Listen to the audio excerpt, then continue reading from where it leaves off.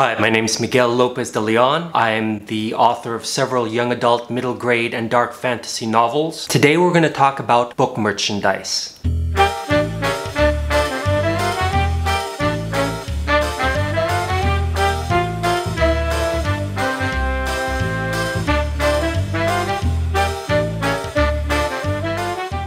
Book merchandise. Now that could be bookmarks, mugs, posters, t-shirts, anything, any kind of merchandise. Do you need to have book merchandise? No, I don't think so. I'm just speaking of my own experience with book merchandise. Do what works for you, and of course everyone has different experiences. But for me, as a tool for my overall book promotion, it was useful. For example, with my first book, I visited a lot of schools and spoke to a lot of students. And sometimes it would be hundreds of students, and I couldn't give each of them a copy of the book. What I would do is I would donate a few books, like a handful of books, to their library. The nice thing about these little magnets that I made was that I could then give each of them a magnet. Now, if you don't visit schools, how can merchandise help? Well, if you sell your books yourself, every time you sell a copy, you could opt to put whatever merchandise you have, a business card, a bookmark, a magnet.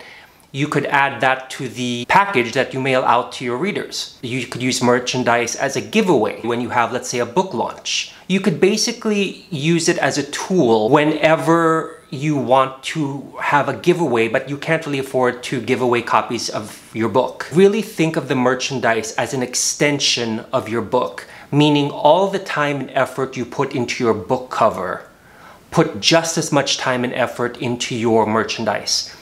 Don't just think it's secondary. It's not. Whether or not you think of yourself as a brand, you are a brand. As an author, you're a brand. The merchandise is an extension of that brand. I think one of the best merchandise tools for authors are bookmarks. Why? Because if you're using it as a supplement or even as something to give away in lieu of actually giving away copies of your book, one, bookmarks are relatively inexpensive as compared to mugs or calendars or t-shirts. They're easy to travel with. If you're traveling around, you could stick 100 bookmarks in your bag or suitcase and not even think about it. If you visit like schools like I did, you could no problem give away 50 bookmarks or even 100 bookmarks and not really have it cost you a lot or be a lot of effort.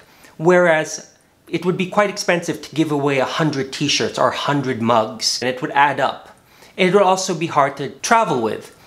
Also, a bookmark is strategic. When they're reading your book, or even if they're reading another book, it's a constant advertisement of your website, of you as an author, of your books, and of your book cover. It's a constant reminder to readers when they're reading to think about your book and your products. Don't just make merchandise that seems cool or fun.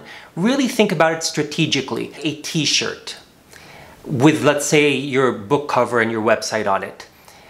How often do you yourself wear t-shirts with book covers on them?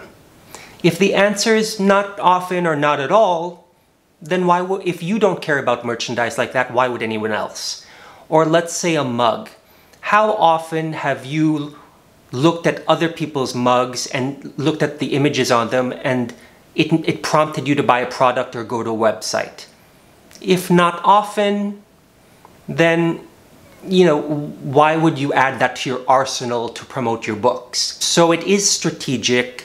You do have to think about price, and you do have to think about how is this advancing my book, hopefully book sales, my brand, and my products. I would say really try to keep how your merchandise looks with how everything else looks.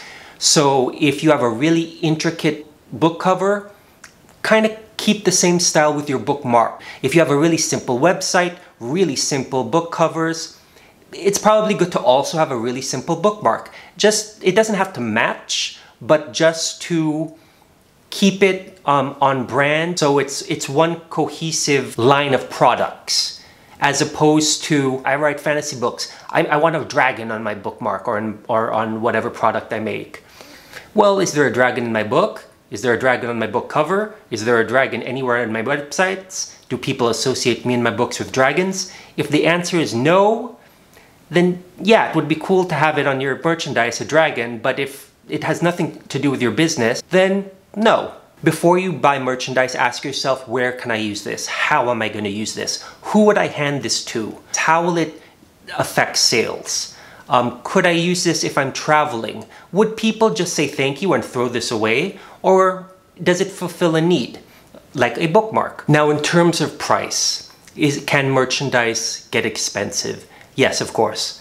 But that's what you have to ask yourself. Will the merchandise you're making help enough that it justifies the price? And only you can answer that, because only you know how you're going to use whatever you have made. Now, of course, there are tons of places online. Just Google book merchandise or where to have book merchandise made or any merchandise made. It could be a fun tool in your overall book promotion and marketing. If done strategically and correctly, it can help remind people to check out your website, check out your products. I hope this helps. Thank you for watching. Feel free to subscribe to my channel. I'll see you next time.